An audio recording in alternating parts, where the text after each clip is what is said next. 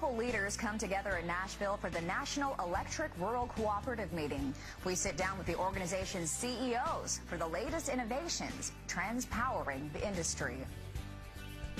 Plus, healthy, wholesome, and affordable. Meet Texas farmers dedicated to growing products while educating consumers on how their food is made. Good Monday morning, and thanks for joining us on Market Day Report. I'm Christina Loren. America's not-for-profit rural electric cooperatives are dedicated to providing safe, reliable, and affordable energy to more than 56% of the nation. NRECA leaders are currently in Nashville for the association's 2018 annual meeting. Joining us now is the Kentucky Association of Electric Cooperatives President and CEO Chris Perry, along with Ohio's Electric Cooperatives President and CEO Patrick O'Loughlin. Thank you so much for joining us, gentlemen. And for those who are unfamiliar, tell us about electric cooperatives and who they serve. Sure, Christina. Electric cooperatives, there's about 900 of us across the United States. And as you said, we serve more than half of the land area of the country and about 12% of the people. We're in less populated parts of the country. They're not for profit. They are locally owned and controlled by their members who purchase electricity and fund the cooperative's capital structure by the purchase of electricity. And you're bringing power to the rural areas, which wasn't always available, especially when this country first started out and when electricity became available. It traces back nearly 80 years ago to the New Deal. That's when nobody wanted to go to these rural areas to serve energy. So farmers, business people got together and said, we need that out in our areas as well. So that's what we did. We came together and started building lines. You know, it's very interesting, though, for cooperatives. We're about 6 to 8 customers per mile out in rural areas. Where here in big cities such as Nashville, it's upwards of 30 to 40 customers per mile. So we're doing a lot with a lot less customers. You know, and you're helping out our audience, rural America, and that's so right. I'm sure they're appreciative for what you do. Now, we often hear about an energy mix in power generation. What's the country's current mix, and does that differ in your individual states? Well, it does differ as you go across the country regionally, but cooperatives have always been for all of the above, whatever makes the most sense. We have a lot of coal in this part of the country, and that's still a predominant source of energy here, but natural gas is growing, as are renewable energy resources, too. Okay. Well, if you look back on it, just not long ago, coal was the leading resource that we used in this country, over 50% not long ago, but the innovations in fracking technologies with natural gas has almost switched that to where natural gas is the main supplier now of energy in the United States. Talk about where does the power come predominantly in your individual states, because it's different. Yeah, so across the country, as Chris said, about a third of our electricity comes from coal today, about a third of it comes from natural gas, and the rest of it comes from other things, hydro and renewable resources and nuclear. But in Ohio and Kentucky as well, coal is still a predominant source. Yeah, and we've spent a lot of money putting in environmental controls to clean it up so that the coal plants we have today are cleaner than they've ever been. You know, that's great because environmentalists are still always, you know, hooping and hollering about the bad parts about coal. Talk about how that has changed. Well, this traces back a number of years ago, but many of our utilities across the country, we've been reducing emissions dramatically. You know, they're down on nearly 90%. If you remember back in the 70s, the sulfur dioxide and acid rain discussions that were going on. Right. Well, utilities have taken that on, and we've reduced it nearly 90%.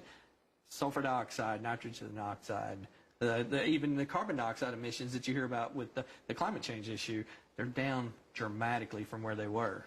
I wonder why you don't hear more about that in the mainstream media, because that's huge. I mean, that's of high importance, especially to this day and age when everybody's so environmentally conscious, it seems. It's a good news story, really. Absolutely. I mean, it's cost money, it's taken us time to do it, but the technology's there today where we can make electricity cleaner than it's ever been, and we do. And speaking of which, let's talk a little bit about renewable energy, because that, too, is expanding in both of your states. Renewables are an important part of the mix. You know, as Pat said, all of the above is where we need to go. I mean, to provide for our industries, our businesses, our schools, our farmers, we need all these resources available to keep it affordable and reliable. That's what we do. But in Kentucky, for example, we just installed a significant solar plant, which was 60 acres, 32,000 panels that were put just outside of Lexington, Kentucky, but it's only 9 megawatts. Now, let me put that in perspective. That's a lot of homes, but one of our power plants is nearly 1,000 megawatts on about the same footprint. So if you kind of look at the math there, we'd have to fill up Kentucky with solar panels to have the same mix. Now, that's not to say that we don't want to investigate and do that to keep prices affordable, but there still needs to be some common sense of where we go, and all of the above is where we're looking to be. How about Ohio? You always talk about feasibility when it comes to energy. Would you say it's a feasible state for more solar panels? So more and more. The fastest growing part of the energy mix is wind and solar today, and that's going to continue probably for a while to come. But anybody that lives in Ohio or anywhere in the Midwest knows, we have days where the sun doesn't shine much. We have days where the wind doesn't blow much, and people use electricity when they want it, right? And so we've learned how to mix that in, and I think today, without big battery storage on a scale that can really help us, it's somewhat limiting as to how much wind and solar will be able to contribute. Now, they're working on batteries, and if that comes to be, then that will allow that to grow even further. Excellent. Okay, and we were talking about discovering new sources of natural gas, for example. Talk a little bit about how that has changed. Well, the technology is amazing. It's called fracking, and what they do is they go underground, and they're able to discover gas and oil out of places that previously they didn't think they could do. So it's really resulted in this, where the United States has become an oil leader once again in the country or in the world, as well as in natural gas. And it's what's really helping us keep energy prices affordable right now. This abundance of natural gas that is coming into the market. 10 years ago, natural gas, we couldn't count on it because it was too expensive and we didn't know if we could get enough of it. Right. It was $14 for a million BTUs of natural gas 10 years ago.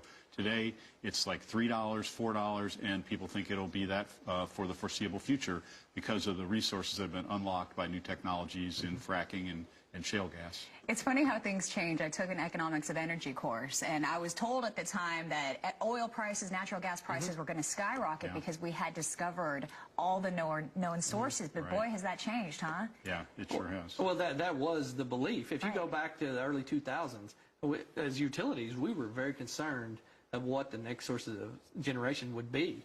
And as he said, some of those winter months, natural gas, $14.